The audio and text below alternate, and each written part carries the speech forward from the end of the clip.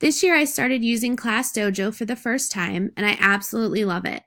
I feel like I am more connected to my parents because it allows me to post stories, updates, pictures, everything that the parents need to know that's going on in our classroom. Before using Class Dojo, I'd have to rely on my students to tell their parents what's going on, or that they would have to see a flyer, or even the robocalls that go out through the school. And I was finding it wasn't as effective as using Class Dojo. Parents can download the app to their phone and then they can check in periodically and see what's going on. They can also comment, they can ask questions, they can directly message me.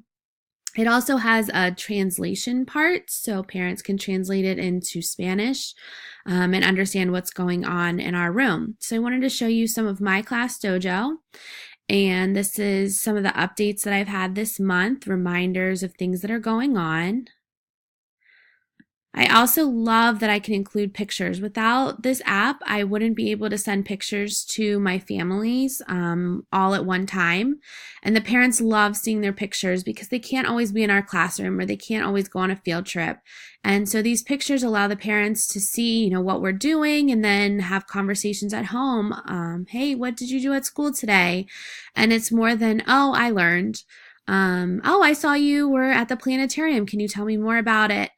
And I feel like technology really has increased our communication and has made our classroom a lot more visible to parents to see and to know what's going on.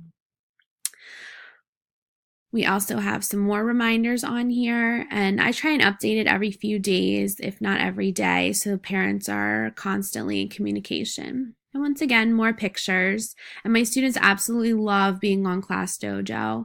It's definitely boosted their confidence, and they're always asking me to post pictures of them.